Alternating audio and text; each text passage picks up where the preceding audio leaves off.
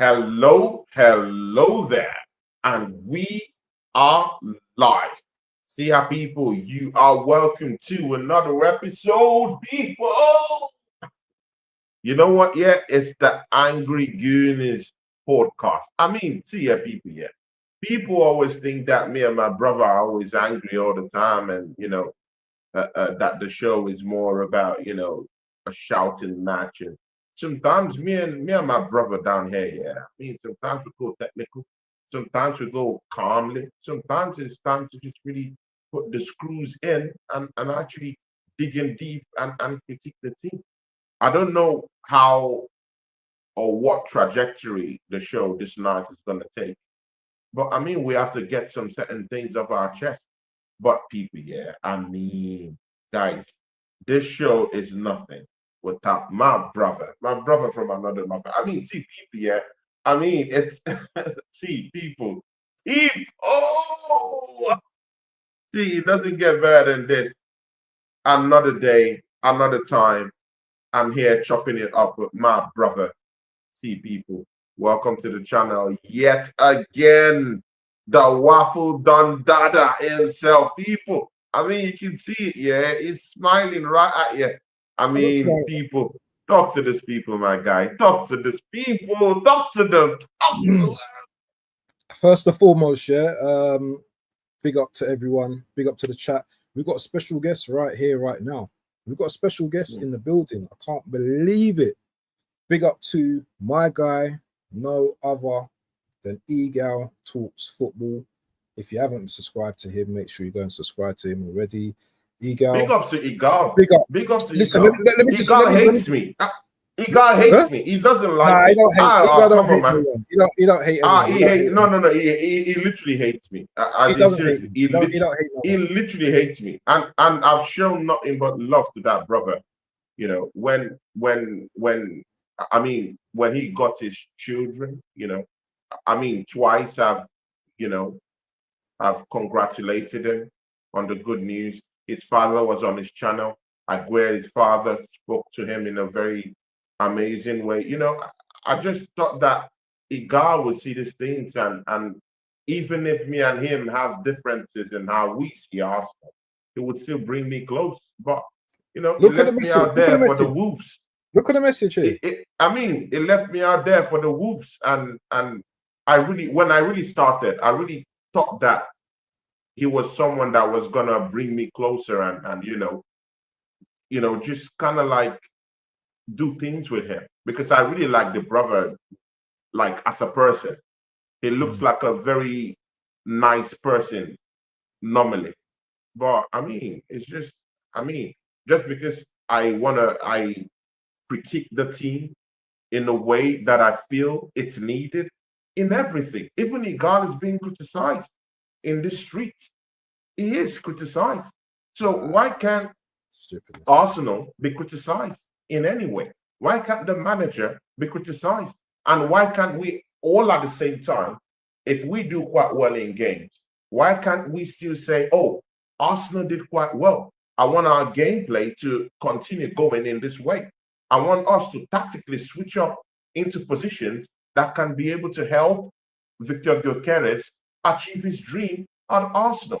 We can't play sideways passing and think that Gyökeres is going to get chances. I don't believe in that. So if I do that, Iga would say, you're negative. I mean, come on, man. I'm one of the most balanced persons in this YouTube space. I met a particular guy from Igal's channel. Igal blessed me in a way that I came to his channel one day.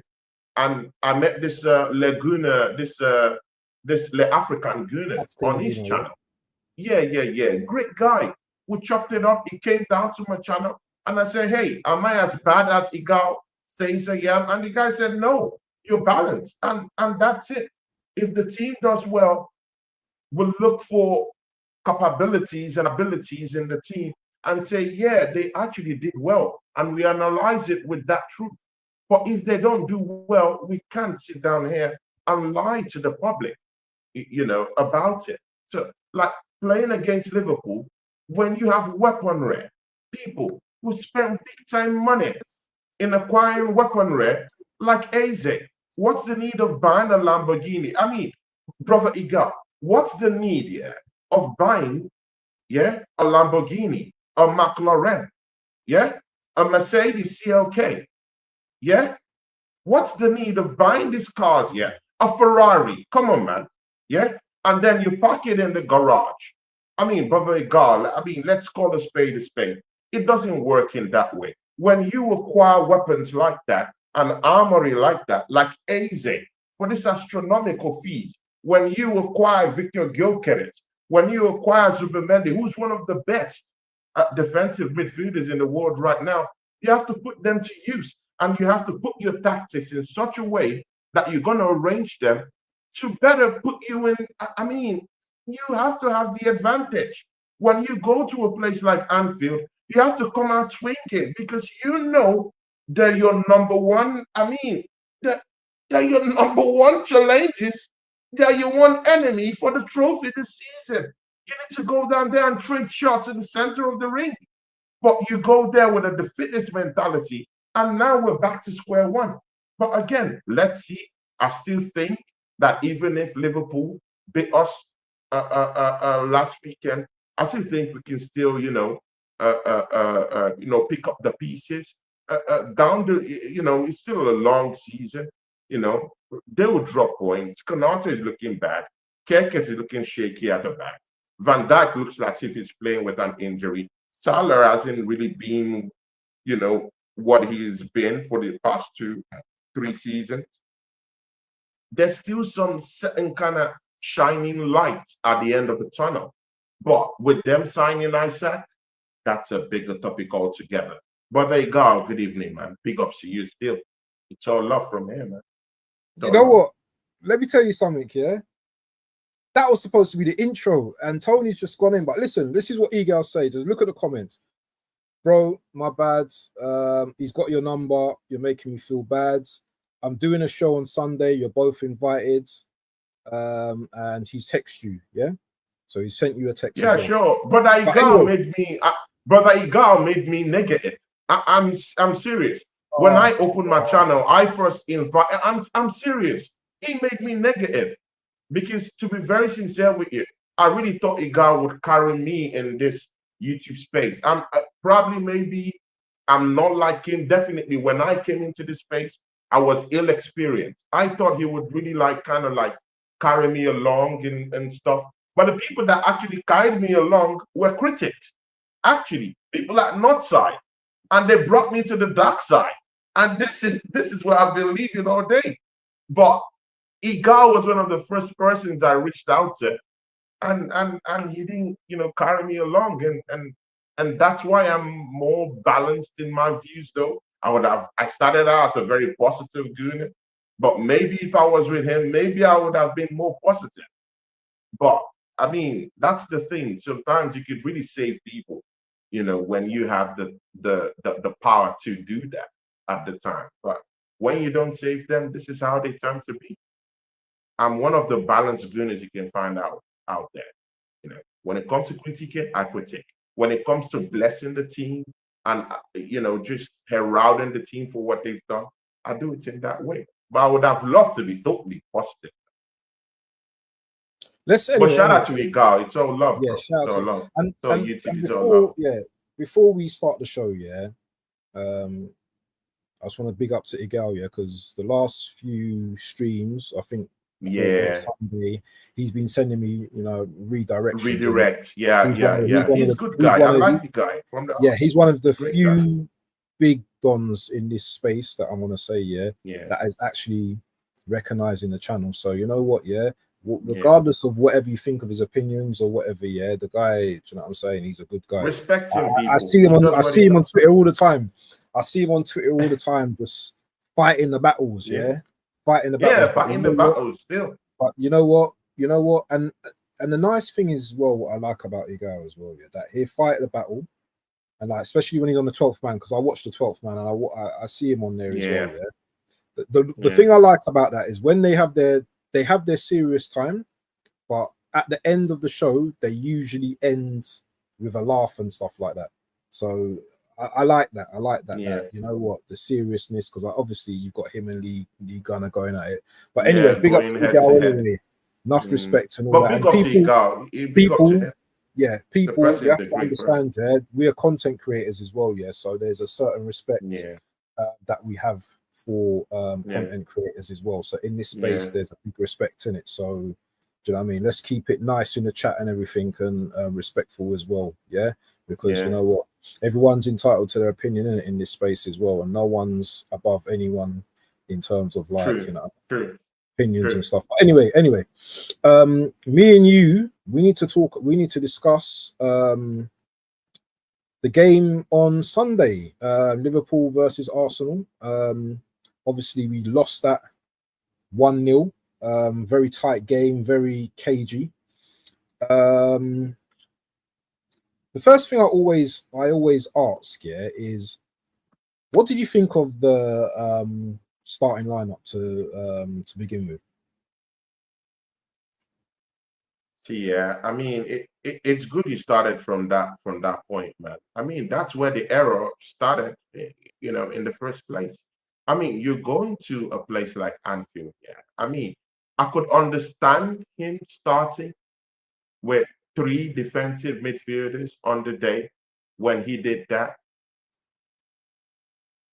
but you need to come out with a result when you do that because that's a bold move. When you have Eze on the bench, when you have Max Doman on the bench, people. Max Doman. People, this manager promised someone like Ethan Waneri that he'll get game time. Because Saka is injured and man can't even get a sniff in this team. No creative players whatsoever in your midfield going into a thorough matchup with the people you're jostling for the title with.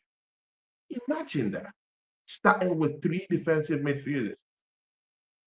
If you are doing that, Mikel Arteta, you have to make sure you're coming out with either a win or you're coming out with a draw.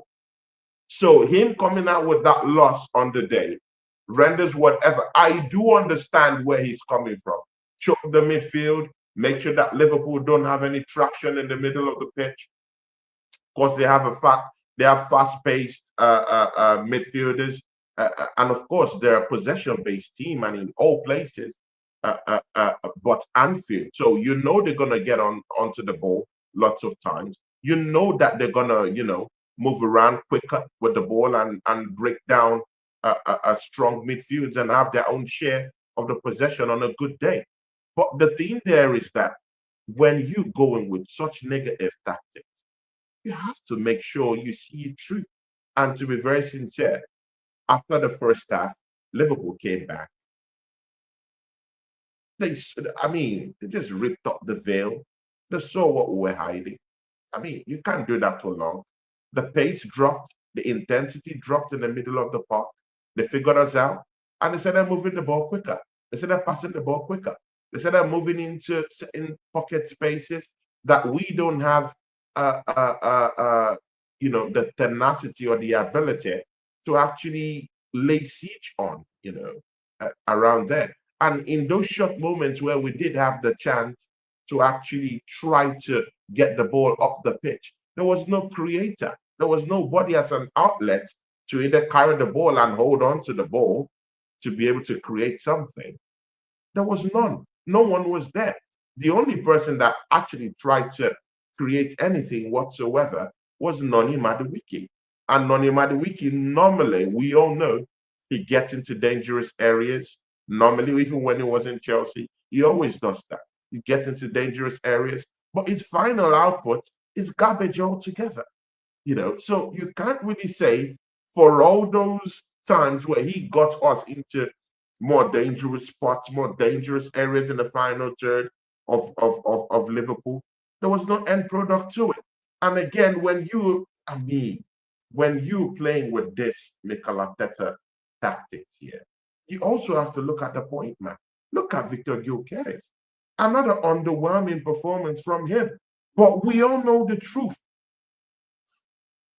It's not in his wheelhouse to play like that. The team isn't built around him.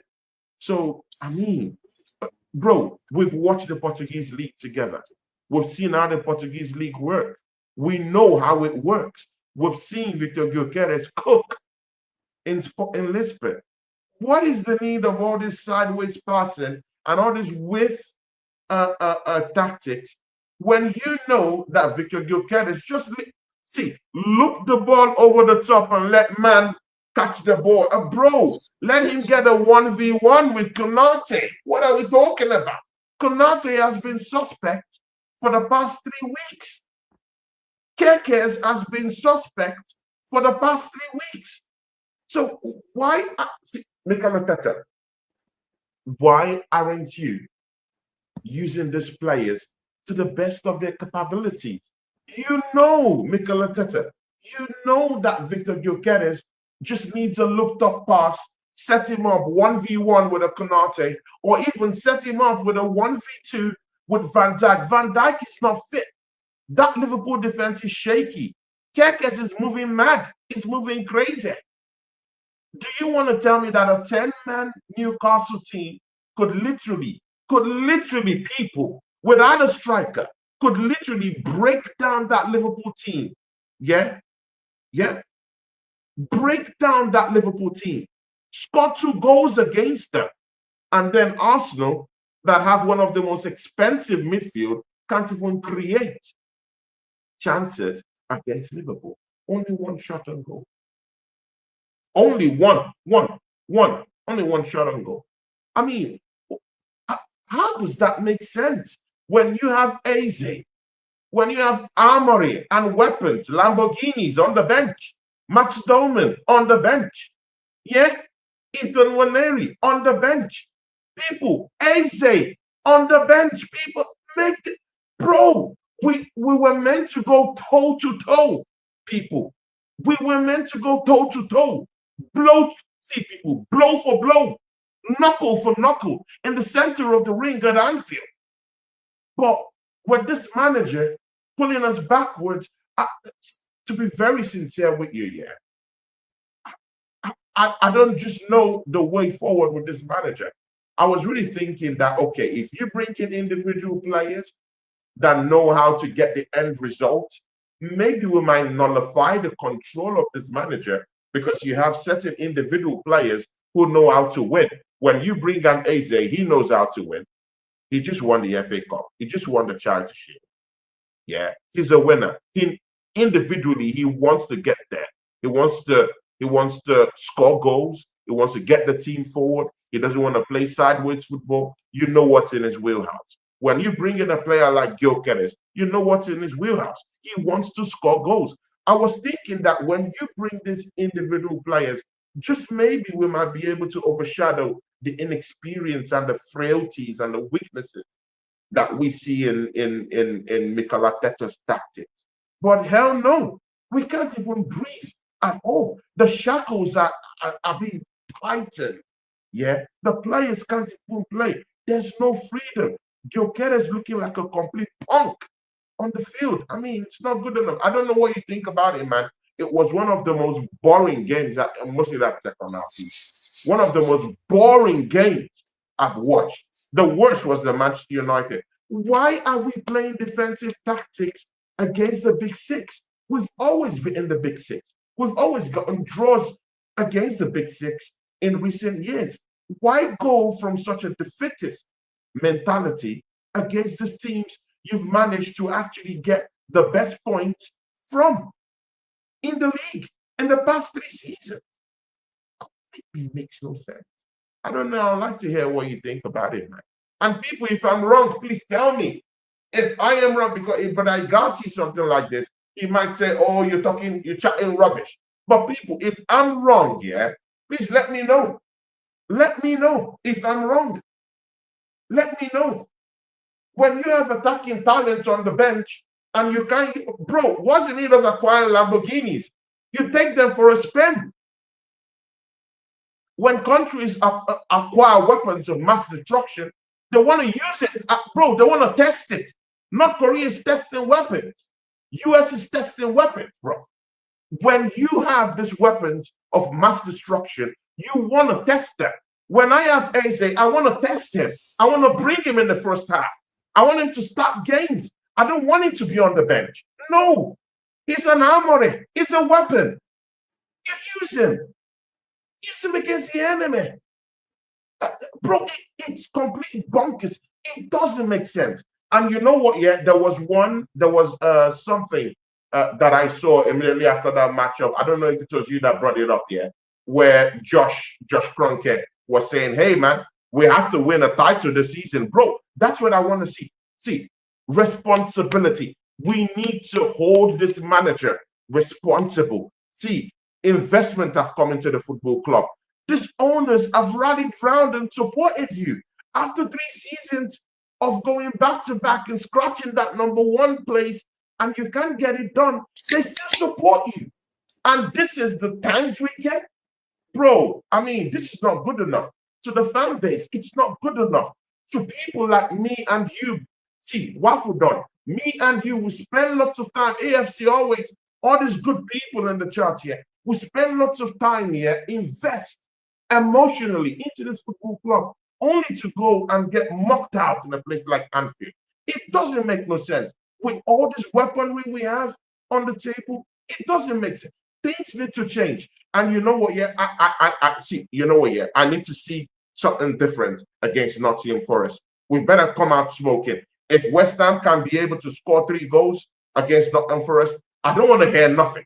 I don't want to hear nothing. I want to see us bounce back, go blow to blow, punch for punch, toe to toe, band for band with Nottingham Forest and smash them up the park. I want to see Arsenal players angry. Yeah, I want to see what they have. I want to see their mentality on the day against Nottingham Forest. It's good and okay if you're beaten by the #1 team in the country. I have no problem about that. But I want to see the bounce back. I want to see the intent. I want to see you angry. And I want to see the players play with freedom. I'll allow you talking uninterrupted. Big up to the chat. Big up to Tony Claw Gunner, letting off some of his thoughts there. Big up to everyone in the building. Big up to Aces. Aces says you don't have the answers. Big up Aces. Big up Aces. Big up to Nathan as well. He's Arteta out. Big up to Iron. Ayo, he says. Big up to Iron. Not seen you before. Big up to Iron as well. Big up to my brother and your brother, and one of the main partners of the shows, Craig Matthews. Big up to you, my Craig brother. Is an absolute real one. Yeah, big up to Craig as well. Big up to AFC always as well. Top mod in the building. AFC. Obviously, he's got his opinions, and he's not gonna hide from no one. Big up to Pito 316 or Pito 316. Big up Pito. Pito is my moderator. Looks like your guy as well, so big up to him anyway. Yeah, anyway, Pito is my moderator. Okay, but big shout out to Pito. Yeah. And he motivates me a whole lot. Big up to you, and God bless him and God bless his family. Big up, Pito. But anyway, let's talk seriously now. Big up to Emmy Baba as well in the building as well. Yeah. Big up to Emmy Baba. You seemed pretty angry there. You seemed pretty angry there when you just spoke. For me, I've had a few days to calm down now, and to see it for what it was. Yeah. Very disappointed with the lineup. Same as you. I was expecting us to be a bit more brave.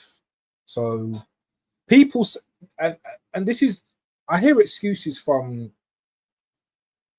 Arsenal fans saying that no, that was the right way to go there. You know, we can't go band for band with Liverpool and all that. I think that's nonsense. I think that's nonsense. If you want to be a big club, yeah, if you want to be part of the big boys, yeah, sometimes you got to do things a little bit different. You just got to do your things a little bit different. And if you know that a team or a top team in this league is not performing well, look how we done against Man City last season, yeah, when we smelt blood, yeah, we went and smacked them 5-1, yeah, at home, yeah, all right, the game was at home, but we saw a wounded animal. Liverpool hadn't been playing well, yeah, and I'll be honest with you, yeah, if we had gone out there and played band for band and lost, my hands are up. Okay, I wouldn't have been so annoyed. Do you understand? But the way we approached that game defensively, it kind of gave a negative tone to the game, in my opinion. The way we played is the way Liverpool played, yeah? We was negative, they were negative, yeah? Slot decided at halftime, okay, I'm going to change it up now, yeah? Because you know what? We need to get the win now, yeah? We were quite happy to just be in the game, as far as I'm concerned. We were just happy to be in the game. And yes, we can talk about it was a free kick that won the game, but you know what? If you don't take your chances, yeah, when you get them, then you never know, innit? You know what I'm saying? And they took their chances, or they took their chance, what they had. Eze, you could say when he came on, he done okay. There was a chance where maybe he should have shot at the time. But all in all, we were very disappointed, I thought, in that game. I don't think we played well. I don't think we applied ourselves well enough in that match. And I don't know if the way we're playing, even if Eze was in the team as well, yeah, I don't understand Arteta's tactics at the moment. I just don't understand, because we have a great defense as it is already. Yeah, Mosquera replaced Saliba in the starting lineup. That's fine. That's fine. The defense is fine. Yeah, but the midfield in the attack, there's still problems there. And anyone who denies that there's problems in the attack here, I don't know what team you're watching, because me and BBK can see it, Tony Claude can see it, Latvian Gooner can see it, Craig Matthews can see it, Matty Southern Gooner can see it, Lee Gunner can see it, Normski can see it, Views on Sports can see it. I can name all these content creators that can see the holes in our team. But it's a difficult job. It's a difficult job to do. Big up to Egal and everything, yeah. But you know what? I'm a man that talks. I'm a man that talks the thing in it. I listen. I don't hide from certain things. And at the moment, the only thing that's saving me from being angry, yeah, is that we're only 3 games in. That's the only thing, because if this is a 16, 17th game in, yeah, I'm fuming. But the mere fact that we went there just for a draw, because we didn't go there to win the game, yeah, we went there for a draw. It just seemed very negative to me. And Gyökeres, I'm concerned that he's still not getting into the games. He was running around like a headless, yeah, running around the pitch, chasing shadows. Martinelli, I like Martinelli. That's what we all say. That's what they say. We like people, as a character, as a person. People have banned that name from my channel. I'm gonna let you talk on him. I'm gonna let you talk on him. I know, but I don't even want to talk about him. We've banned that name on my channel. Oh yeah, and JC as well, Martinelli. Yeah? Bro, anyone that talks about Martinelli is not my friend. You are not a friend of this football club if you're talking about Martinelli. I've banned that guy's name from my channel. What is this? People, that guy ought to be moved on from this football club. What does he offer us, people? What does he offer us, people? Offers us nothing. He's leeching from the football club. He's leeching from the football club. People, there's no talk here. People, Martinelli ought not to be starting games for us. And we have someone who would naturally replace him down that left-hand side. So why aren't we starting with someone who will be more effective to our attack? Man was just running with the ball, yeah. Gyökeres was begging for passes and was getting none. I mean, in what world does that operate? Yeah. So, Mikel Arteta. Did you watch Martinelli play? Cut it off. Did you see what he done? Did you see what he done down the wing? Oh, okay. That's a banned phrase, yeah? Banned word, yeah? Yeah. Banned word. Yeah. Okay. I've banned Martinelli from my channel. Bro, no one is going to speak on Martinelli on my channel again until that guy leaves this football club. Bro, stinkers after stinkers. And he's still getting a chance. It still works straight into many people's first 11. That's my pain. It burns a hole in my heart seeing that brother start every week in, week out. No accountability, no responsibility. And we have Eze and Amore that were just brought into this football. Bro, a weapon that were brought into this football club. And we have man like Martinelli. Oh my days, bro. This is an insult on every Arsenal fan's face. A spit on our face for that guy to start in this football club. Bro, at this point, it doesn't make sense. If you're not giving me GAs, if you're not helping me score goals, if you're not doing all these things, bro, why do I need you there? And then you hear certain people argue about this same guy here, saying that actually it does defensive job for the team. Oh my days. See, I want a left winger to left wing. I don't want a left winger to defend. I mean, are you guys normal? Do you guys have brains at all? Or are there zombie brains in the brain you call a brain? What, I mean, in what alternative reality are you living in where you want a left winger to be a defender for you, to help out? No, I want my left winger to give me GAs. I want my left winger to score goals. How about that? Everything but winning titles, everything but scoring goals, everything but impacting, everything but finding Victor Gyökeres, everything but helping out in any way. Why are we talking about this guy doing defensive duties when he's a left winger? And this is where we're at right now. Massive opportunity in my opinion, to go to Liverpool and set a marker. We didn't do that. And, regrettably, Liverpool got all 3 points. Great free kick, but I still think that our keeper is suspect as well. I think our keeper could have done a little bit better there in that free kick situation. Yeah, it was a great free kick, but his positioning, as AFC says, is questionable at times. Our keeper's position is very questionable at times. But we lost. We move on. Do you have a concern? 2 questions here, Tony. Yeah? 2 questions. Yeah. The first question is, do you have a concern about our players coming off any injuries in the international break? And the second question is, Nottingham Forest is not going to be an easy. I don't see Nottingham Forest being an easy game. What's your thoughts? See, the Don. See, we have massive quality down there. I mean, it angers me, yeah, when people say Bukayo Saka is injured.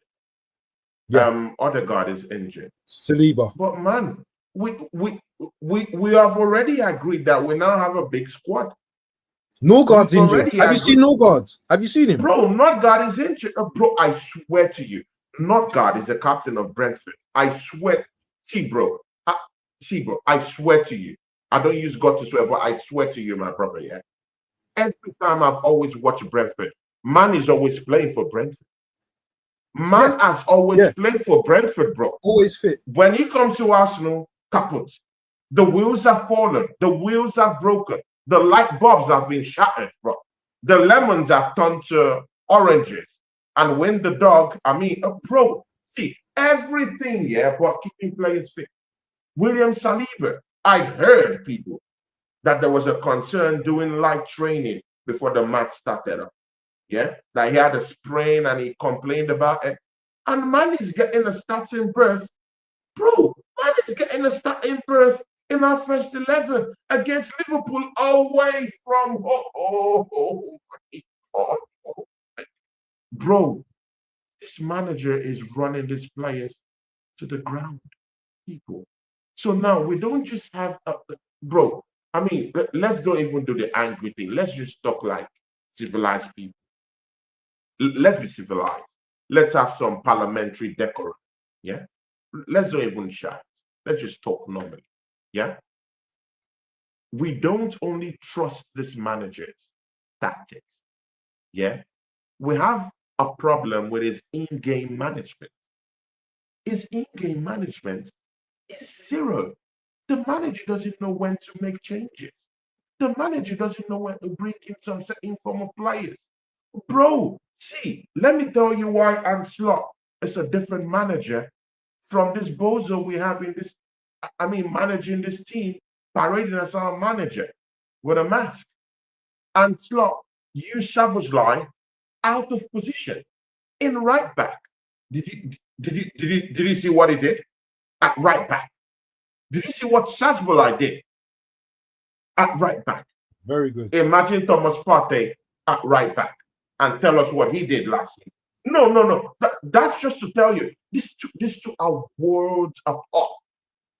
The worlds apart. One is a winner. One is an experienced manager who knows how to win and who knows how to get the best out of players, no matter the circumstance. Bro, if you use Salah in right back, he's going to get the best out of Salah. And you know what? They're not even going to get injured. Chazbola is going to appear for his country in the internationals.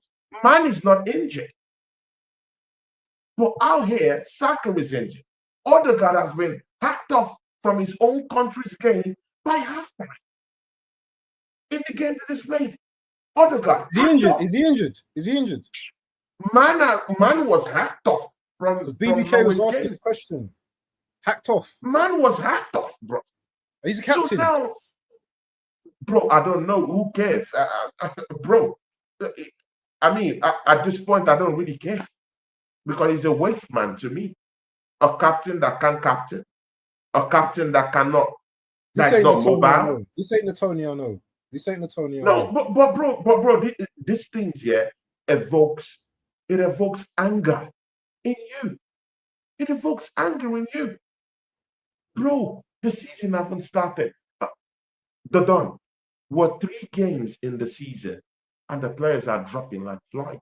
Notgard, that I've never seen have physical injuries before, keeping him in this way out of the team, is now getting injured. Bro, have you seen how well built that brother is? Have you seen how strong that brother is?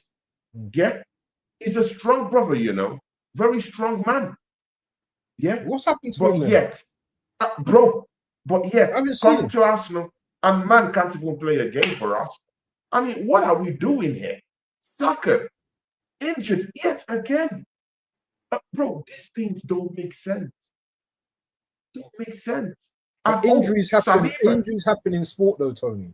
Injuries do happen. But bro, when I mean, this was what Cape was talking about when you sent in my video, and he said,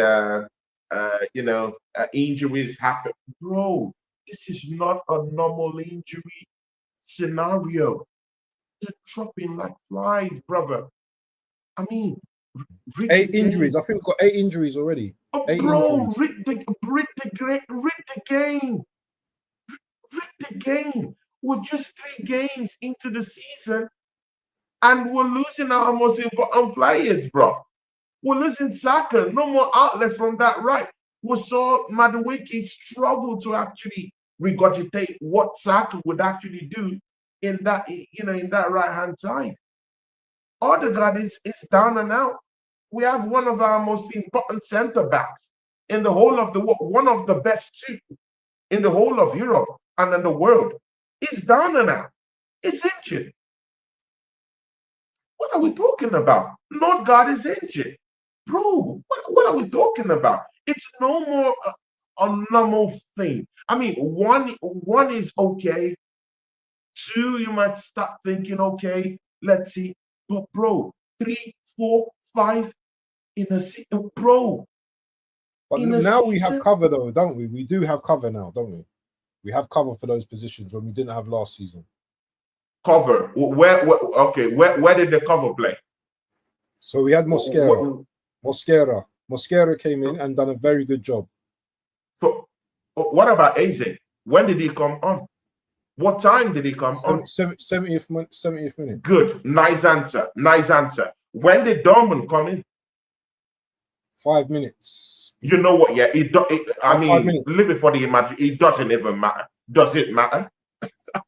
Does it matter? I mean, if you get it within 5 minutes, I mean, does it matter? We all know the time he came in. The manager's in-game management is questionable. It's questionable. And when we have a problem with his tactical arrangement, when we have a problem with his in-game management, when we have a problem with him managing the squad's fitness levels, I mean, all these things here culminate to the fact that it's gonna hurt us. No matter how well we try, no matter how much we spend, this manager is still gonna do a rinse and repeat system where we are gonna fall into familiar spaces and not win certain titles that we should win this season. And when we're already starting to battle with injuries right now in the cup games, this manager will want to keep his best players out of the cup games, and then we would lose out from this cup games. So you see something like, in cup games like the Carling Cup, in cup games like the FA Cup, this manager won't take it seriously in order to manage the squad's fitness levels. And yet again, stories after stories after stories again, and we might not be able to even cut it in cup games. And you might think I'm lying, but bro, the evidence is there. The truth is out there. It's like X-Files. The truth is out there. It's there. We've seen it before. We've felt it. We know these things are true. It's evidence-based. We've seen this manager throw away the Carling Cup. We've seen this manager lost to the FA Cup against Manchester United, one of the most disgraced institutions in recent history. That's who we lost. That's who bundled us out of the FA Cup. Smashed up and smacked up by Grimsby. Bro, make this make sense. And we'll get into familiar spaces with this thing. Let's just hope he takes Sportville seriously. Let's just hope so. So, gonna talk about the Forest fixture in a minute, yeah. But look at this. Look at this comment from AFC Always. AFC Always believes the reason Arteta didn't start Eze in the 10 because if Eze would have scored and made an assist for Gyökeres, then that means Safeguard's position would hold bench, and Arteta won't let that happen. Do you think there's some ultra favoritism going on at the club with Arteta? No, I don't think so. I think it's far from the truth. The thing there is that Arteta just wants to. He's an egomaniac. He just wants to show that he's boss. He's actually friends with Eze. He's friends with Eze. Eze called him up when he got a contract with Tottenham. Eze called him up and said, "Boss, I want to come in." Spoke to his other England teammates, and they did the deal, and he came. It is his guy. Eze is his guy. So there's no favoritism down there. What I just think is it's just a pure egomania. It's just showing you that I am boss. It doesn't matter the kind of glitz and lights and glamour you came into the club with. When you come down to that tunnel under that Arsenal, seat, you are. Do you agree with what Arsenal match reviews? You are under me.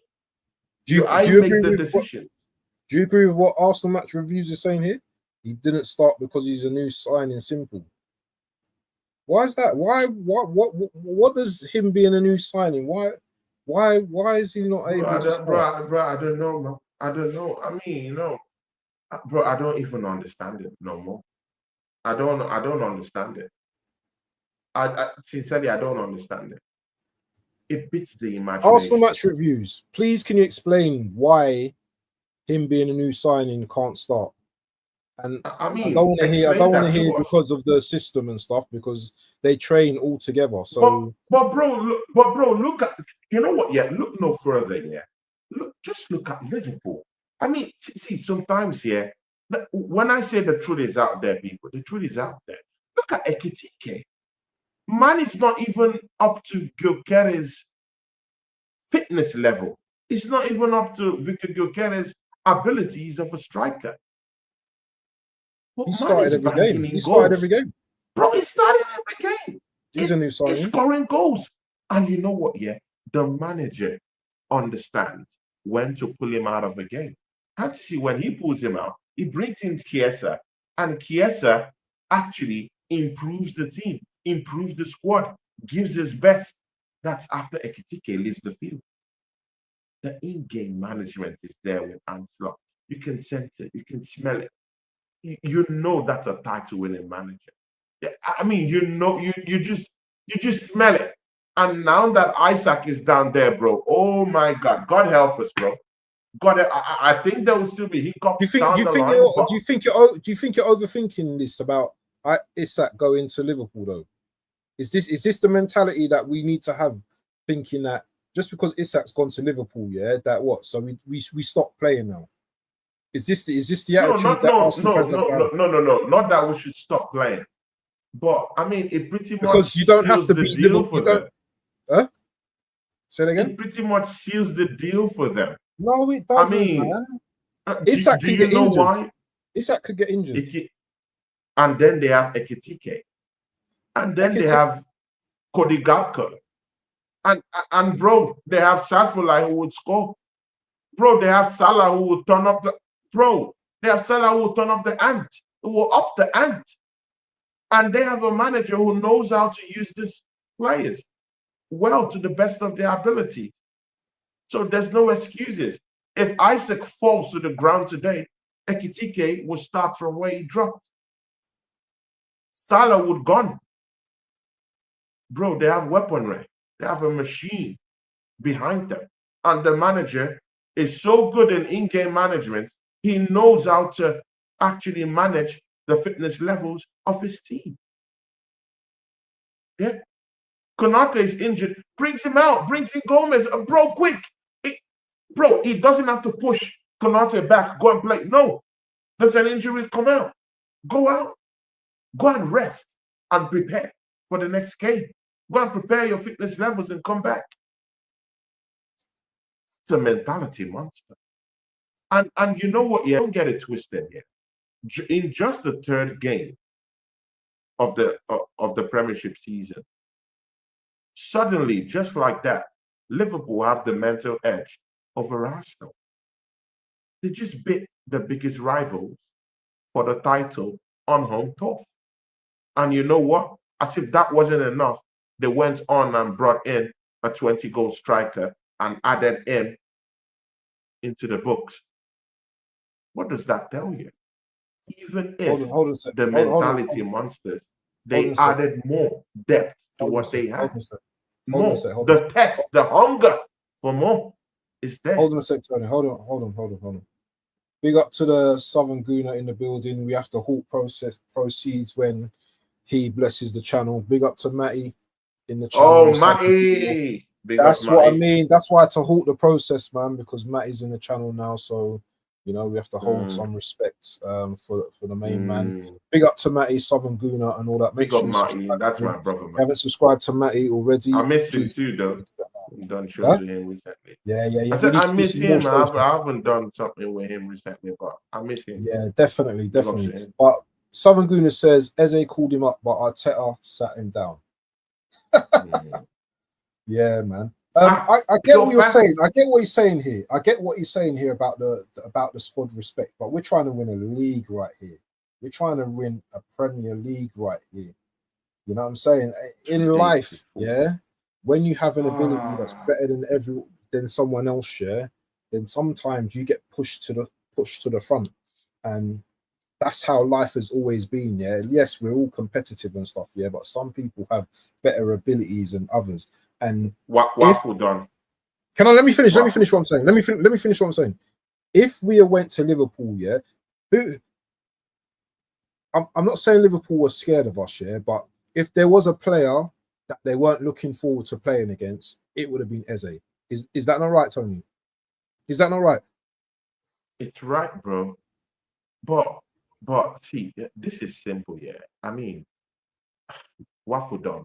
When you buy a house or when you buy an apartment in the eyebrow areas of Dubai, do do you keep it aside for 2 days? I mean, for a day. I mean, just keep it, or you or you go down there immediately and you start putting the fixtures and the fittings together Oh, I'm down there straight away. I'm to down there make it straight work. away. I mean, right? Get into work. Imagine you buy a Lamborghini, I mean, a McLaren, yeah, a Mercedes CLK, yeah, Ferrari, yeah.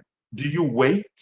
Do you wait uh, to keep it for 2 days? I mean, you bought it 2 days ago. Do you leave it in the garage because, uh, 2 days ago you just bought it? No, you take it for the spin.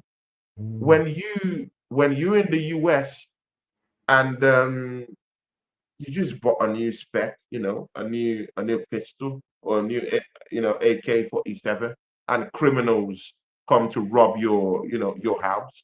Do you wait and say, actually, I just bought this gun 2 days ago. I have mercy on these criminals. I mean, bro, do these Arsenal fans do they relate to life with what they say at times? If this was your football club, if you were the owner of this football club, would you allow it to be run in this way? When you have Amory on the bench, when you have Max Dowman who would come in and take on players, one, two, three, four players, and make them kiss the grass and open up an avenue into pocket spaces where these people would literally go and attack those spaces and score goals for you. Are you serious? Are you blind to see? Are you okay when you have Max Dowman on the bench? You don't bring him quick. You don't see what the manager did and Slot did. Konate injured, bringing Gomez, Ekitike, he scored a goal. He took him out. That's game management. That's a manager who knows how to win. That's a manager who knows the vantage point of the players he has on the bench and knows What what about they bring to the team. Rio? What got the winner against Newcastle? How about that? Rio, I don't know his surname. I can't say his surname. He got the winner against Newcastle. What a man chatting. Did you have to wait Real 2 Scotty. days? You have to wait 2 days? Bro, look no further, yeah. Look no further, yeah. An Arsenal team, yeah, that we've assembled all this weaponry, yeah, and we can't even use them, couldn't even score against a Liverpool side. But a 10-man Newcastle team, bro, without a striker, bro, let that sink in. A 10-man Newcastle team, yeah, without a striker, yeah, scored 2 goals against the champions. Make it make sense. People. Are we dumb? We're not dumb here. We're human beings. We have brains. Our brains haven't. They haven't been eaten by a fucking zombie apocalypse. We have brains. We're thinking. We're living beings. We sense things. We understand things. We're not punks out here. Don't make us look like punks. We're not punks. That Newcastle team, yeah, that Newcastle team is scoring against the champions, people. What am I talking about? A 10-man team. And then an 11-man team with the most little striker in the whole of Europe. Right now, if Victor Gyökeres can't even get a goal. There's something that's ethically wrong with the system. We're not playing to his abilities. And someone needs to take responsibility for that. Don't allow your love or your likeness for the manager blind you in saying the truth.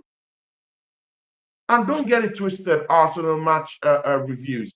If Arsenal beat Liverpool or came away with that win, I would have routed the team.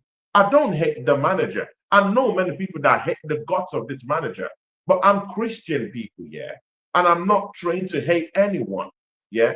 I'm just telling you because I believe that there are other things out there or other managers that we can bring instantly that would turn this crop of players that we have right now into winners.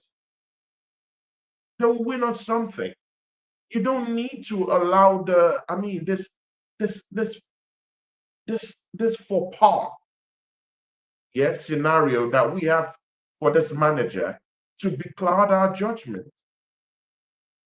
It's not just the game against Liverpool. It's 5 years of not winning anything. It's 5 years of not winning a major trophy. It's not just the game against Liverpool. It's not just the disgrace we had against Tottenham Hotspurs in pre-season. It's not just the way we played, as drab as we played, one of our worst games in modern history against Manchester United in the first game. It's not just about that. It's not just about losing the title to Liverpool last season. It's not about losing back-to-back titles against Manchester City. It's about 5 years of consistently not winning anything for this team. And he's been one of the most backed managers in this space, people. One of the most backed managers. Bro, you don't even need to hate Arteta, people, yeah? I mean, follow me, people. I'm Christian. I don't hate no one. I know people who really hate his guts, yeah? They don't like the guy, yeah? But I'm not a hater. I'm just going by the facts. This manager can't, he can't win us no trophy with what he's doing.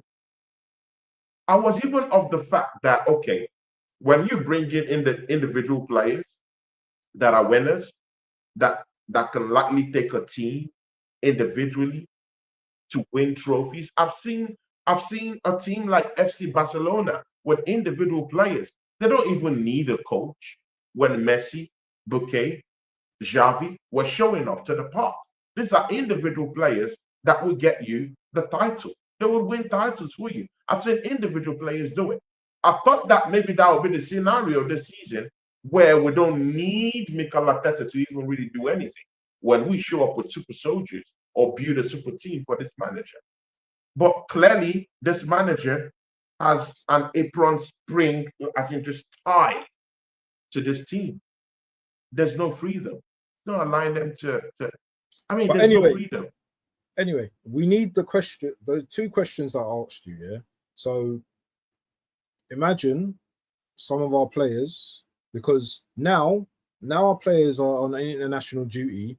There's nothing that Arsenal can do. So if we get any injuries and then more injuries off of the international break, and we go into this Forest game, are you confident that we can still beat them? Because Forest now have quite a few good players now. They've brought in who's that guy from Man City that they brought in? That youngster, McAteer. They've got Murillo. They've got Chris Wood. They've got Einar. They've got they brought in is it Ndayo and Ndaye. Yeah, Ndaye. So now their team's looking at, and I'm not even mentioning all of the players. I think they still have Chris Woods, right? Yeah, they still got Chris Wood as well. So now, is it looking like? But they lost their winger. Right? To Newcastle. Newcastle, yeah. Elanga, right? Elanga. Do you think they're going to come to the Emirates for to do a low block to frustrate us and catch us on the counter? I mean, it's a possibility. It's a very, very big possibility, because most times, that most managers have asked Mikel Arteta that question. If I show up to your yard and keep a low block, what will be your answer? Oh wow! I mean, they've got Douglas Luiz as well, and more exactly. Yeah, when they've asked that kind of question to Mikel Arteta, he's faulted. I mean, he's fumbled the bag most of the time when teams come to keep an extreme low block. Just ask the 14 teams we drew to last season from a winning position. I hope you know that we drew nearly up to 14 games last season. and most of them, nearly more than half of them, were from winning positions. So make that make sense. And most of them kept low blocks to stifle Arsenal's incursions and attacks. So it's a very, very big possibility. But the good thing about this thing is that we already have players that can actually match teams that decide to keep a low block. We have AJ who could unlock these teams. We have Max Dowman who could literally drag players, around him and open up pockets for other players to just go get Big up, something, man. Big up in behind Arsenal, actually. defenders. So I think on the day, I think we'll beat Nottingham Forest. And by the way, West Ham, if a dead team like West Ham and a dead manager like Graham Potter could actually catch magic to actually uh, uh, dismantle Nottingham Forest by 3 goals to nil. I mean, the most expensive midfield in the Premiership, the most dangerous defense in the whole of Europe, and one of the most little attacks in Asia, Gyökeres, and presumably Bukayo Saka, if he comes up with that matchup, should be able to monster at least one goal. Do you think Saka should be rushed back on this game for Nottingham Forest? Do you think he should be rushed back? I don't know, but if he's fit, let him play. Mm. If he's fit, yeah, he does recover quite. Yeah, but he recovers quite quickly. He always wants to play. Yeah, but I'm a bit concerned about Saka this season. You know, I'm very concerned about his fitness this season because that game he played, and we scored a very good goal. He didn't look right, and the manager should have taken him off. Look at Odegaard gets a little shoulder injury and he's off the pitch straight away. Saliba gets injured before the game, he still plays him. So there's a bit of inconsistency here, in my opinion. You know, you play some more players more than other players. I get that you play players because they're very good. They're probably the best players in your team, but why risk it and then lose them for the next 2-3 games? The next 5 games, the next fixtures, the next 5 games, this is what we have, We have Forest, Atleti in the Champions League, Man City. So Atleti and Man City are going to be very tough games, Newcastle, and then Port Vale. Yeah, those 4 games at least, and I no disrespect to Port Vale, those 4 games are very tough games. Very, very tough game. Very, very tough game. I do agree with you that they are tough games, but the truth of the matter is that, bro, we just splotched on 8 new players, 8 new additions to this team. So if the band comes back together, I think we'll have a big squad. Traditionally, Mikel Arteta doesn't like a big squad normally. He doesn't like a big squad. He learns from the school of Pep Guardiola. Pep Guardiola doesn't really like big squads. He doesn't.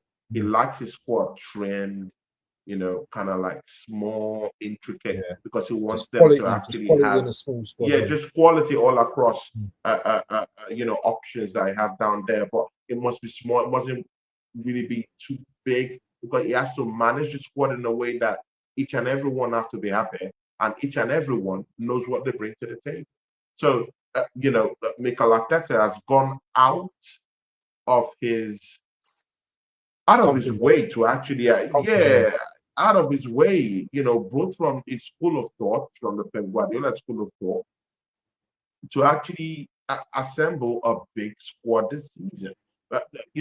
Probably he's seen the injuries, what injuries dealt to them last season. So having a big squad really matters this season. Mostly when you're looking at cup competitions like what you've mentioned, where we have Port Vale and this UEFA Champions League games too. So I mean, we have a big squad to cope with these injuries. Fact is fact. Let's call a spade a spade. We still have AJ down there who will come in and help us out, but in that left-hand side and but in the middle, if Odegaard decides to keep getting injured. We do have Max Dowman, who could also play in that right hand side. Madueke is also an experienced right winger. Also, we still do have Ethan Waneri in this team who could come in and help us out if we want it. So and on a very good day, it's just for Mikel Arteta to know the role. One of the bigger problems, and again, Waffledon, one of the biggest problems of this team is that we have £105 million problem in this team. We don't know the role of Declan Rice in this team. And it's a very, very big issue to this midfield. Do you know why? Because sometimes you just see Declan Rice here.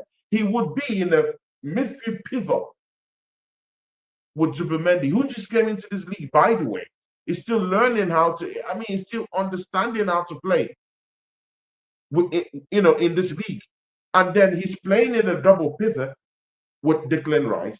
And then Declan Rice now has licensed movement to move like a headless chicken all around the pitch in that number 8 role, leaving Zubimendi down there alone. Man just came to the Premiership, making him look like a fool, like a punk in the middle of the park. And that's why when Liverpool midfield was running him ragged in that second half, it looked like a punk. You know why? Because Declan Rice was pretty good. I think Declan Rice was good on Sunday. Declan Rice was in defense. He was in number 8. He was everywhere. Bro. You've left that double pivot for Zubimendi to stand alone. Man just came to this league. He needs to acclimatize. It's just 3 games in the heat of the season. That's fair. What do you want man to do? So, Mikel Arteta, let us know the role of Declan Rice. Do you want him to be a defender? Do you want him to protect our back four? Do you want him as a controlled number 8 with license to roam but being controlled? Or do you want him to have the license to just roam about in this team? Then let's know what we have. Let's know what we have with this Declan Rice issue, because it's a very, very big issue. And it might tear down this team, because right now we don't know if Zubimendi we get that protection with Declan Rice in that team, in that double pivot, because we already have a Martin Odegaard who is not strong enough anyway. It makes it kind of weak in a way. He's not creating, he's not scoring goals. Even his tracking back these days looks a little bit lame. So let's call it a spade. It's a -1 in that midfield. It's just there for decoration. It's a passenger in that team. And then you're now concentrating on the double pivot with Declan Rice and Martin Zubimendi, and Rice is having that license to roam about. And Zubimendi is just left open, ran ragged. Bro, look at what Man United did to him. Made him look like a punk. Same thing in the second half in that Liverpool game. Made him look like a complete disease. Bro, that second half was atrocious. The way they were running circles around Martin Zubimendi, it's like, bro, they were just carving into our midfield in circles, bro. Not good enough. Let's know the role of Declan Rice in this team.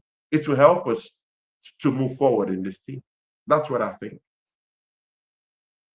Let me show you the current injuries to Arsenal right now, and we may be seeing more injuries. I actually agree with Arsenal match reviews in terms of Declan Rice with the deeper of the two versus Liverpool. I do agree with that. Here's the current injuries right now. See, it's not about him being deeper. Yeah. What is his role in this team? Do you want? That's a good question. That's a good question. I mean, what role does he play? Do you want him to be deeper, or do you want him to be offensive? You can't tell me Declan Rice is in this team to be deeper than Martin Zubimendi. It nullifies the reason for bringing in Zubimendi to this goddamn team in the first place.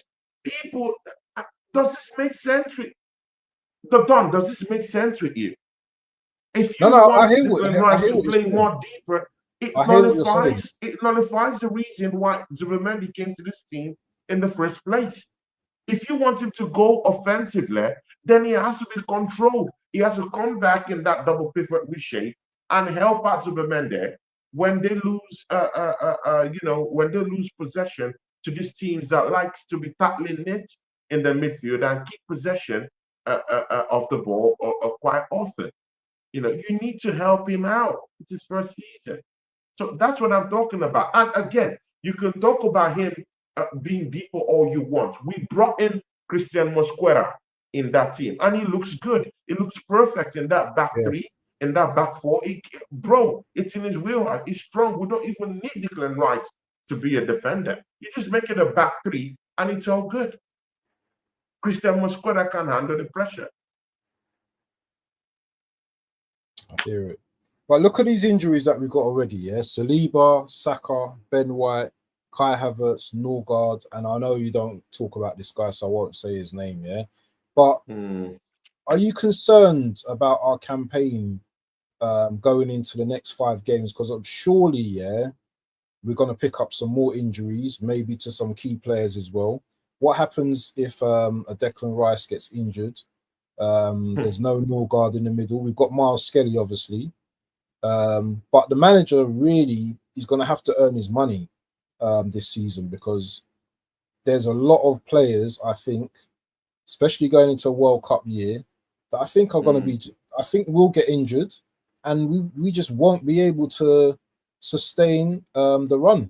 And we can't just say we're the only team that gets injuries. Other teams get injuries, but other teams, they seem to manage their injuries better than Arsenal for some reason. Better than Arsenal. Better than Arsenal for some reason. So what I don't want to see is players being rushed back. I don't want to see Ben White rushed back. I don't want to see Saliba rushed back.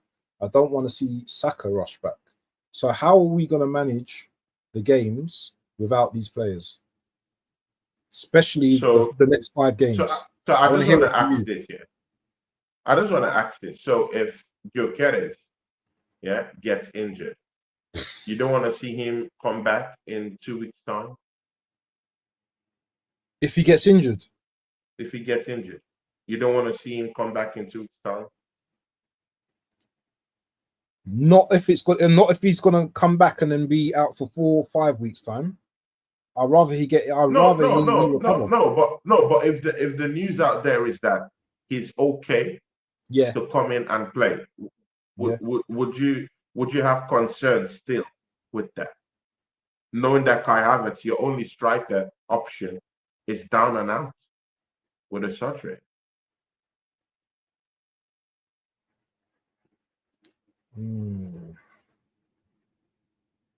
That's a very good question. Using the same logic. It depends. You use to characterize this. I don't want to see them rush back. So if it's a long-term injury, no. But if it's an injury where, I don't know, he's picked up a knock, say for example, he's just picked up a knock and he's ready to play, then that's fine.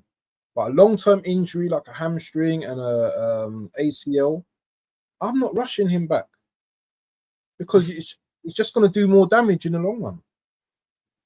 Yeah. Do you understand? So, what about so then you have to start. Then you start thinking about playing without a striker, bro. We've seen Trossard. I mean, with his thing. Come on. Bands. Come on. Let's have some parliamentary. Let's have some parliamentary decorum. Come on, man. we've seen. Well, you got your boy left, innit? Don't do this, bro. Don't speak on our intelligence, on both of our intelligence. We've seen this before, right? We've seen this record play before. Come on, man. We've seen it before. Arsenal match reviews. I like this guy. You know, I do like this Arsenal match reviews. You know, because he speaks. Yeah, it's my guy. It's from my channel. Oh, it's from your channel, yeah. Yes, on my channel. Big ups, Arsenal match reviews, bro. Big up, man. Big up. Man. I mean, he always makes sense, and I understand it. But the thing there is that with this manager, sense is being thrown out the window. It's no more about sense and tactical, bro. Many Arsenal fans call this manager a tactical genius. Are you serious, man? A genius, Brother Igal has called Mikel Arteta a G. Bro, Igal is a warrior, bro. Igal is Kate a calls him warrior, a man. genius as well. You know, Kate calls He has Arteta a called genius he as has well. called this manager a genius. So does Bro, Kate. brother Kate Igal, calls I him a was genius having a as well. show with brother Igal, and he told me that uh, uh Thierry Henry is jealous. Oh my god, bro, I would never. Oh god, Igal, bro, I, bro. I mean, I want to have the guts. Yeah, I want to have the guts that Igal has, bro. I mean, that guy has special powers. No, bro, there's some statements, yeah, that I dare not make in this space. If I make them, people, yeah, see, people might report my channel, they might shut my channel down. Bro, I can't make these statements that he got, bro, and he walks scot free with them. I mean, no one, even Lee Gunner can do nothing. None of these people, none of them, Jazz, none of them will do nothing. He got walks away easy with this crime, bro. None of them are gonna do nothing.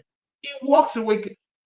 Man told me and some other people in an Arsenal, bro, in an Arsenal forum, he got opened his mouth and said, Thierry Henry is jealous. I mean, the way he even said it, he said it with that flamboyant look. I mean, like that is bro. You wants to invite us on the show, yeah? Bro, I couldn't talk. I was like, I was stunned, man. So I mean, you just have to give it to Ika, yeah. You know, bro, he's a Superman, man. There's something, bro. I would never say that. I know you would never say that on a stream. Never. I can beat my chest and say the Don would never utter those words, bro. Oh hell no! Live on air. Oh hell no, bro. I can't do it. Even if I'm very very outspoken, I can't do this thing. I can't. But Igal can, obviously. So I mean, the support for this manager is it's totally unfounded. But here we are. Now it doesn't mean that this manager can't still win things. With the players that he has acquired, he can do things. But the thing there is, when we were talking about this, when you were talking about this injuries and all these things, yeah, I want to see our attack play together. I want to see Eze, Bukayo Saka, and Gyökeres play together. I want to see them in the same team playing together. But they haven't played yet. But they haven't played yet. Yeah, but I want to see it.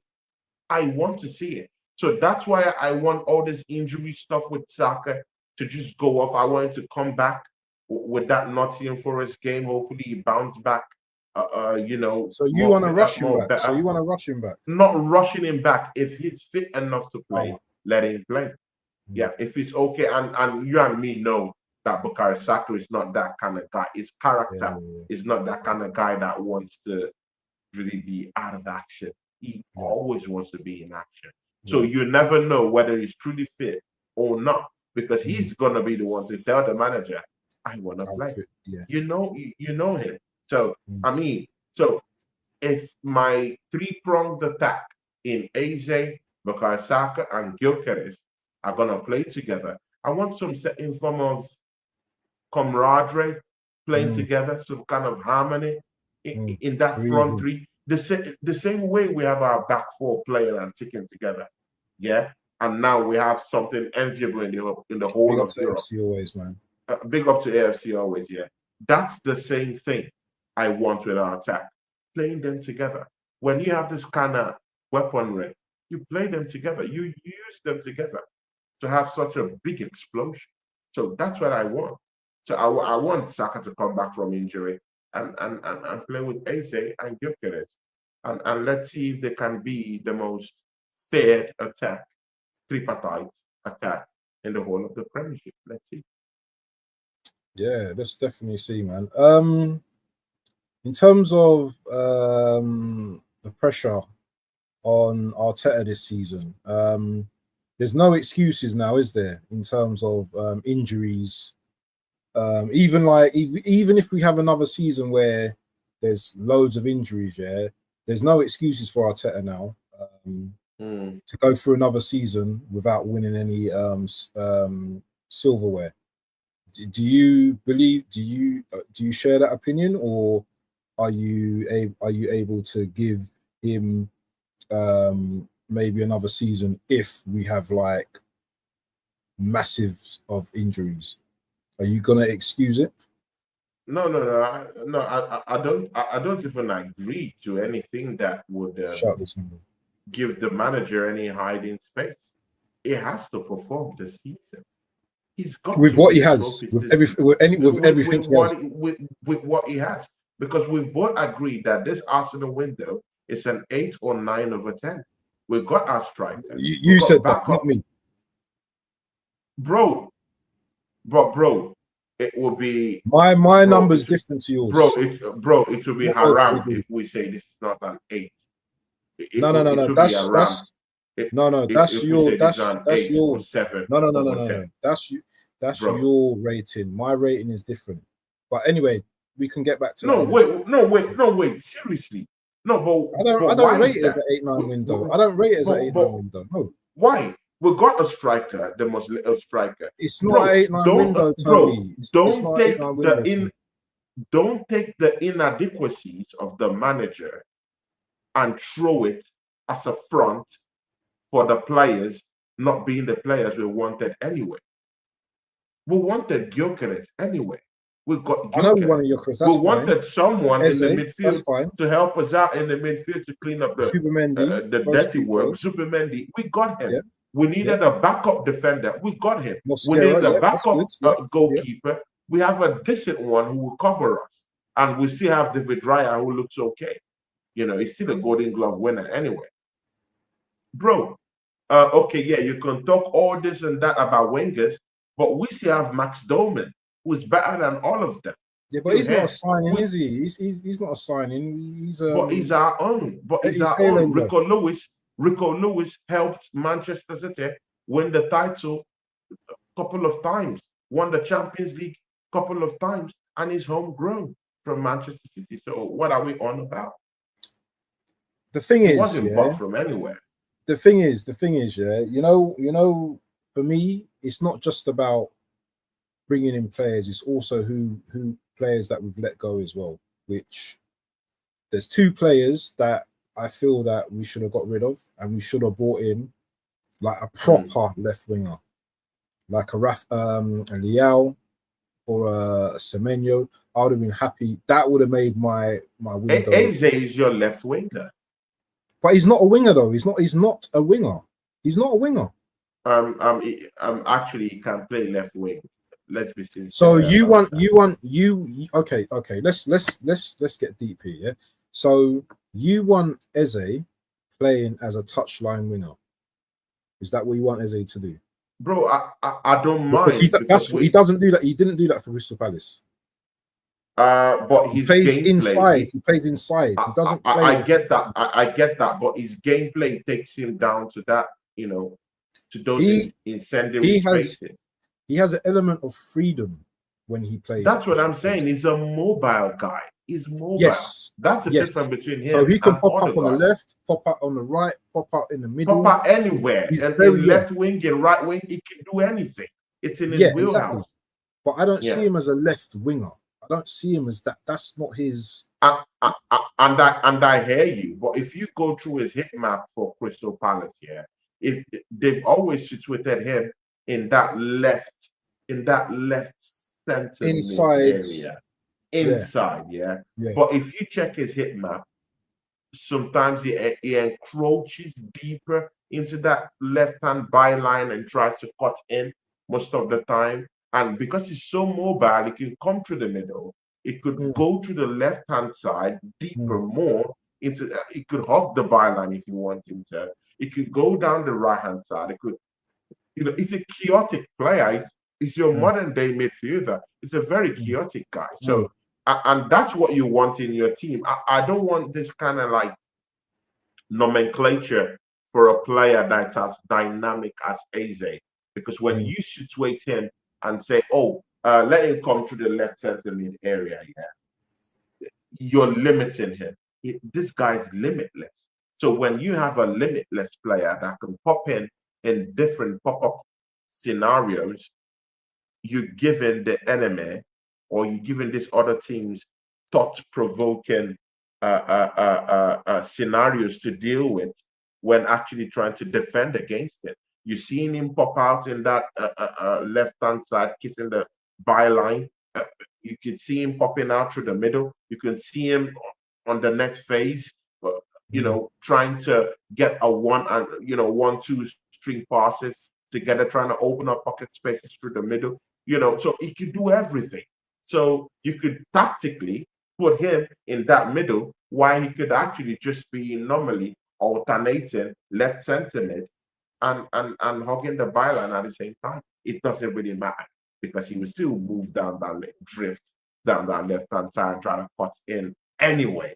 Most of the time, he could still even take those deep dashing runs through the middle and get at players and open get space. But the main thing there is provided he opens up teams that decide to keep a low block against us, and while opening those pocket spaces, can be able to spot one or two generals that we have in attack and get us going. It doesn't really matter the nomenclature, left winger As or long as left he's on the center pitch, mid. yeah. As long as he's on the As pitch. long as, yeah, he's that kind of guy. Come on, man. And again, I don't want even it to be more dangerous if we say stay in left in the left wing or stay in left center. Mm-mm. Do you Let him think move Arteta's around. going to give him that freedom though? And this is a great point by Johnny Boy. I don't see Eze having that freedom with Arteta though. It's a great point. Bro, and again, yeah, It's a that's point. true, bro. Now that's the biggest threat to us winning titles, isn't it? Yep. Bro, it always. Me and Godfrey came to a point today. Godfrey, your guy, also. Mm. It always circles back to the manager. No matter anything me and you talk out here, it always Yeah. everything. It Goes to always how he's thinking. Yeah. circles back to the manager. Mm. Same thing like this thing this brother is saying down here. It always circles back to the manager. We can And talk the about Victor assembled. Gyökeres. Big ups to the assembled, man. We can He's talk about, made the same point here. He's made the same point here. He's made the same point. Do you believe any player can play to their full potential with a system that has proven to have continued? no. They're caged in, with chains and whips. I'm serious, bro. It's hard. It's hard with this manager. It all circles back to him. If you're talking about signings, it all circles back to him. If you're talking about Gyökeres and the freedoms that he would need, or the kind of passes that he would need, looked up passes, or go through the channels where he could have a big shot at one. Bro, it still hurts me that Arsenal never exploited those 1v1 situations with Konate last weekend. 1v1, look ball up top, Sporting Lisbon style. 1v1, Konate. Bro, he takes out Konate easy, bro. Konate, done, easy. Bro, look up passes, 1v2 against Van Dijk and Konate. Bro, he does it. He's good in that. But because of this manager and the way he plays, we might not see that, bro. Man is not even averaging 2 shots in a game. He's not even averaging 2 shots in a game. It's that bad.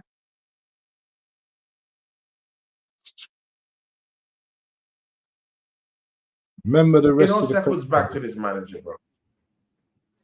Tony, failure being measured by the lack of trophies. Yeah, sure. I agree. Yeah, true. Yeah, true. You have to win trophies, innit? Brother Igal has also said that, the measurement of success, really isn't about winning trophies, right? Brother Igal has said a lot of things, man. Questionable stuff. But if I said it, I would be in trouble. If I mention all these things Igala said, I will be in trouble in this space. Yeah. Imagine being an outfit, yeah. The third, the third biggest institution, footballing institution in the country, and you're not winning trophies after nearly up to more than £1 billion on player acquisition. Make it make sense. You have to It's win crazy. trophies. It's failure if you don't win trophies at this point. Make a lot. I mean, Bant, don't get it twisted. The Don, yeah, Waffle Don, yeah, he has to deliver this season. He must deliver a title this season. He must. Even Josh Kronk has actually tightened the screw just a little bit. Mm. There's some form of responsibilities attaching to these things. I mean, it's just like any other business. If this is your business, you would run it. I mean, bro, you want to make profit, innit? Of course. You want to make profit. And part of the profiteering is by winning trophies. You want a big brand because your brand gets more bigger when you win trophies. When you win trophies, sponsorship deals becomes more higher. You have the options of renegotiating sponsorship deals and stuff like that, and you can negotiate for more higher, fees. So, bro, winning titles galvanizes the club. It changes the whole outlook. Merch sales that we're talking about will go through the roof if you're champions in the season. So what are we talking about? True, man. Let's True. just hope we do a madness against Nottingham Forest and put them to the sword in the first half, bro. We need a big, bro. See, mentality wise, we need a big, big, big performance against Nottingham Forest, bro. We need to bounce back and quick. Like no games. We need to bounce back quick because that game against Liverpool has the capacity and the propensity to derail our season. And I know why I'm saying that because how many times have we seen Arsenal lose games in droves? You know we lose games in droves, right? When we Mm. lose one game, maybe against a big team, it spirals, spirals. Yeah? Yeah. Then you draw against a West Ham, then you draw against an Aston Villa, and then you lose against a Newcastle. We've always seen these things happen. Arsenal lose in pairs, as in we're losing pairs, we're losing droves, we're losing in spirals. Yeah. So coming off this game, we need to make sure that our mentality is about, oh, okay, there's the champions. There's no shame in losing against the champions, in it. Come back, bounce back stronger, and get to impose ourselves on Nottingham Forest and get the win. Nottingham That's Forest what we is have to do. Nottingham Forest. I think is a. You know what? Yeah, maybe call me like, probably just overhyping it, but They got I think smashed the up by Forest is West a Ham. massive game. Yeah, but it's a massive game Bro, they, still. bro, they got smashed up by West Ham. That means they're But going to a be dead more team, West angry. Ham. They're going to be more angrier then. I think it has to do more with the quality that they've lost, bro. They lost Elanga. Elanga is that guy that glued that team together. So I mean that team is gone. The owner is casting a spell on the manager, whose mentality might not really be with actually getting this team up to shape to actually take on Arsenal. Because I mean you've heard of the public spat. The owner of Nottingham Forest is engaged and embroiled with the manager of Nottingham Forest. So all this thing still needs to be resolved. They just got pounded by West Ham over the weekend. They're not really looking good. They just lost Elanga to a different team. Yeah, Gibbs White wanted out to Tottenham. That move didn't materialize. So you have to also think about his mentality in also playing. Murillo, who had good dashing and Mm. sparkling performances, his performances have completely drifted low this season. It's a completely different player from that player that we were looking at saying, oh, I won't mind a Murillo in this Arsenal team. Suddenly, it's looking like Calamity and Murillo at the back. Chris Woods is yet to reprise in 3 games what he did last season. So when you check all these spaces, yeah, and all these conundrums right now that they're facing, coupled with the managerial problems they're having with the owners and everything that's going on in that football club, coupled with the loss of Elanga in this team, it becomes something different. Becomes a different Nottingham Forest team to face. Unlike last season, they were locked and loaded, ready to cost teams a hand. But this season, I don't think so. It'd be so easy to bruise past, bro. They were smacked up by Grandpa. Come on, man. Cut us some slack. Come on, bro. Come on. Bro. Yeah, you wouldn't expect that as well. Yeah, like just West Ham just doing their thing, man. But yeah, people, man. I'll kind of wrap up. You know, do you have any final thoughts on the next couple of weeks? Because we got time to reflect on the Liverpool game. We've obviously let out the frustration on what we saw in the Liverpool game. What would be your ideal team to start against Forest? Okay, let's just say, for argument's sake, Saka is fit. What is your ideal starting 11 for the Nottingham Forest game? To be very sincere with you, I wouldn't risk Bukayo Saka in that Nottingham Forest game. To be very sincere with you.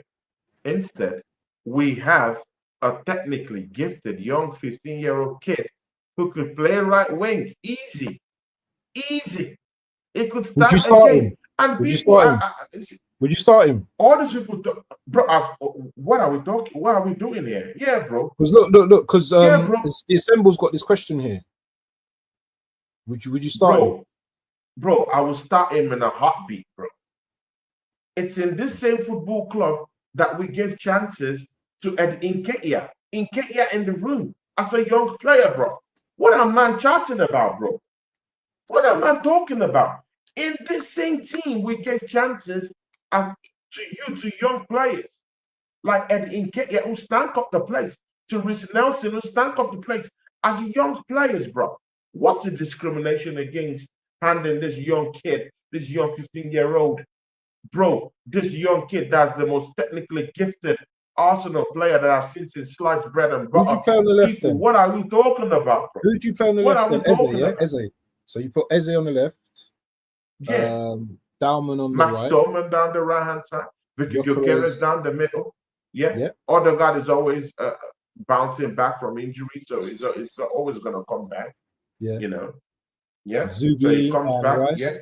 Yeah. Zubi and Rice in a double pivot with Rice being in a controlled. Listen to what I said. Rice being in a controlled double pivot with Martin Zubimendi. Very key, very important. I don't want to see Declan Rice dropping so deep, and I don't want to see him having those totally unlicensed, roaming about like a headless chicken everywhere doing nothing. Just sit back and protect our brothers Zubimendi. How about that? Yeah. Once that's our midfield, it's all done. But me and you do know that this manager will do something else. You know he will start Madueke. You know he's going to start Martinelli. Bro, it circles back to the manager. Me and you know what to do, and we're not managers. Yeah? But this guy does what he likes. He's an egomaniac. He does what pleases him. He's an oligarch in this team. He's a monarch in this team. Everything passes through him. He's the king. Without him, nothing floats. So, just this quick last question by the Assemble. After watching his transfer window, do you honestly believe that Noni was a good signing? Well, I think to judge Noni, we need to see at least 5 to 10 games, I think. And I don't think he had been performing badly. I don't think so. Sorry, I don't think he has been performing badly. I don't think so. If he plays on the I right, don't I think think so. he plays better. I think he's better on the right. Yeah, yeah. I think he's played even more better than Martinelli has done. Yeah, on the left. Yeah, even on the left. Yeah, Even on the left. And again, that's what, again, I always say this. Big up to Peter, who is in the chat here. That guy who motivates me a lot. I always want to say this. Peter, big up to Peter, man.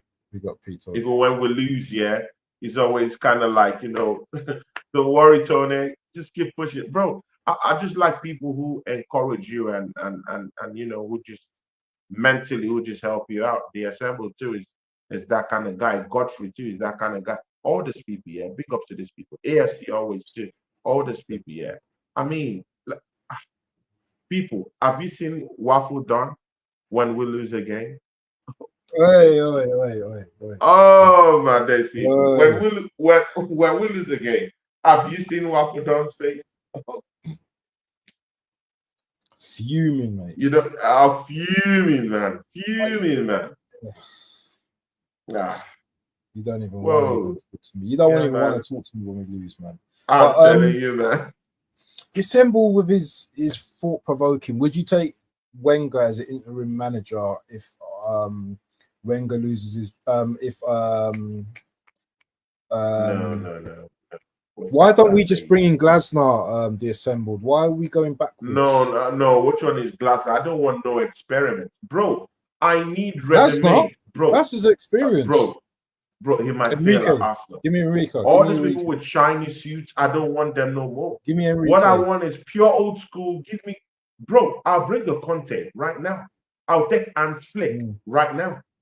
We all know Enrique is not gonna leave PSG. Take on Mourinho. No, not Mourinho. That's because of the record he leaves in the clubs that he's left. I don't think that's a good legacy to live. I would have taken him, but just because of his legacy that he lives at clubs, every football club he touches, I think Glasner will cook at Arsenal. I think he would. I think he would. Are you not tired of shiny suits and all this, of all this max managers? No. I don't want all this talent, bro. The guy enough. won an All FA this Cup. talent. It's not talent, man. Go get me Ant Flick. We want managers that have an history of winning. Oh my God. A history of winning. That's just won a European Cup. Bro, I need big time. I need the UEFA Champions League. That's fine, but I'm just saying, Glasner ain't no. He's not no. Yeah, I know, but I don't want this managed. Enrique is the hands flick. Big time trophies. That's what we want. Enough of all this, schoolboy managers and all this new. I'm done. I'm tired. I need old school. Old school guys who can come and win us something, bro. How about that? Tired of all this new of this new school. No, go get me a hand. Even Nagelsmann, he's a new school guy, but his approach is kind of like controlled and is a kind of like a more mature manager, and he's won trophies too. So Nagelsmann, I'll take it. Hans Flick, I'll take it. And in a heartbeat, Conte, I'll take Conte. Bro, all these managers are winners. Thomas Tuchel, he could go hand in hand with his job in England and also go hand in hand with the Arsenal. He can do it. I'll take Thomas Tuchel right now. Bro, we need winners in this team right now, bro. We don't need we don't need new school. I've had enough. We need winners. And when you have this type of weaponry, bro, you just have to get the right manager in to get us to win. That's all. Well, if he's the best young manager, what's Fabregas then? Because Fabregas, didn't he win something at Como? No, he got promoted. Yeah. Okay, now this is my problem with the assembled. So you still want the manager here? No, he saying don't. I'm He's complaining. winding you up. He's joking. He's I joking. know it's one. So do you want more of Mikel Arteta? I mean, come on, man. We know Anyway, what it is. Tony, have you got anything coming up? What you got coming up, my bro? No, man, no, man. Tomorrow I'm thinking of doing a 1 hour show, but no, Yeah. I have a couple of games after my teaching job. So throughout this weekend I'll be so busy. But next You're not going week to take the I'll call bounce from back. Egal then? Egal's inviting us to go onto his show. Are you going to turn that Yeah, we'll down? go. Okay, we'll find out the time and then we'll go. Because he messaged you. He We'll said he find out. messaged you on the phone. Okay. Yeah, I will go. Of course, it's a big opportunity to do a Yeah, gal. That's good, but exactly. it would be nice so we can go together, man. I mean, it's good, yeah, that me and you could get opportunities, bro. Me and you are one of the most seasoned, yeah, podcasters out here, yeah. I mean, see, yeah, Waffle Don he's held his own. He's done his business, bro.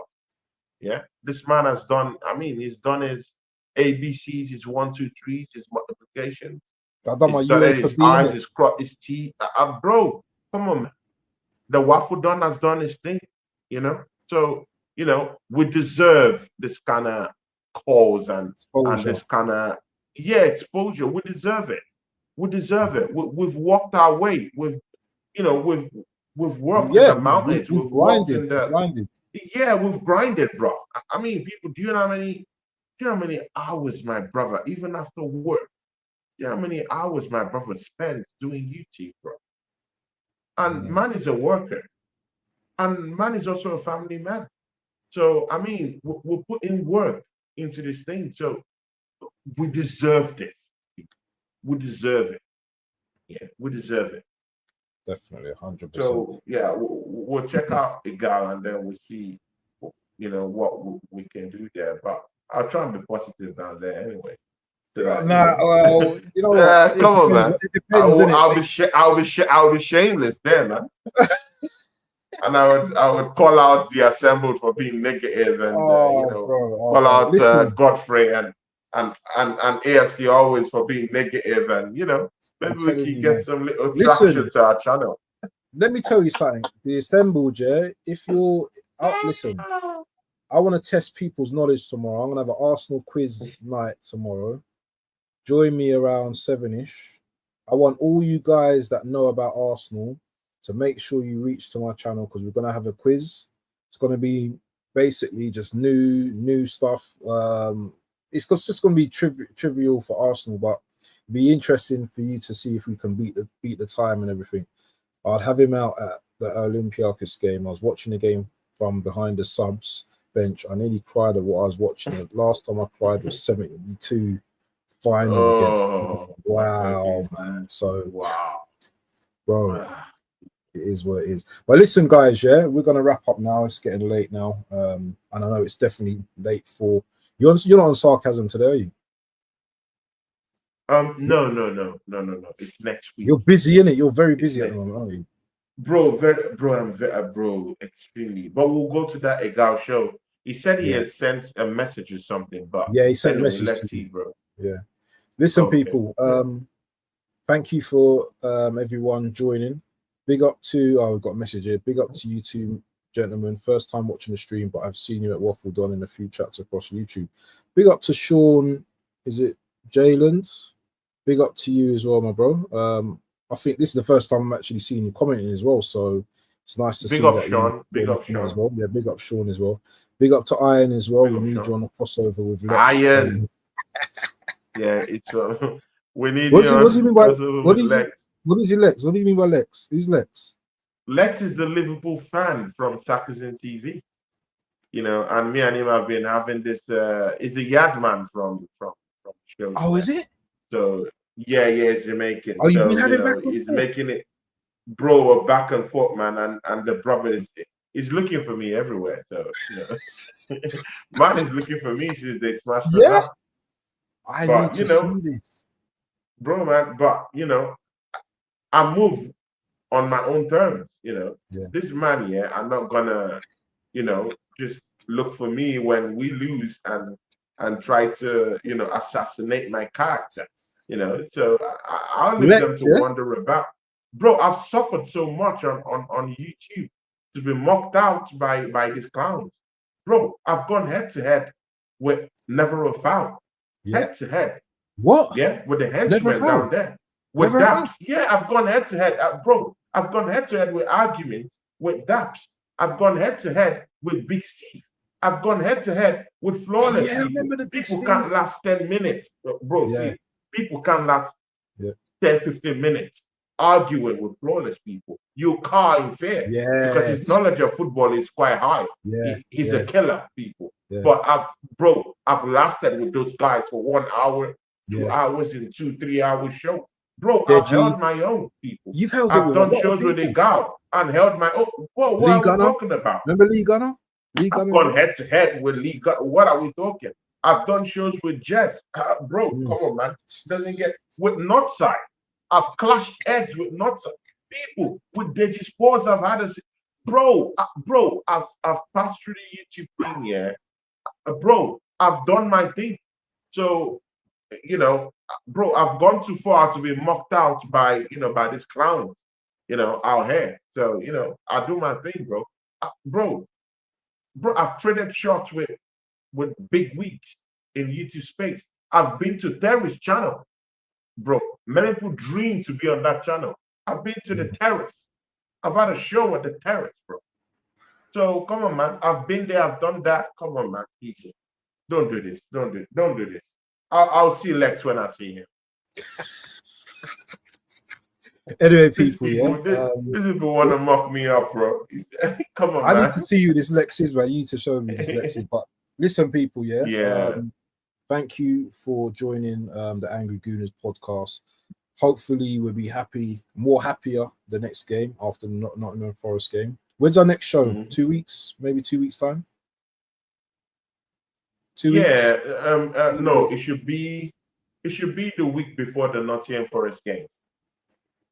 That's next week. Okay, so that's next week. That'll be next week then. Next week. That's next week. Next week. Arrange something. Definitely. Yeah, definitely. Anyway, people, from me and Tony, Angry Gooners, we are out, people.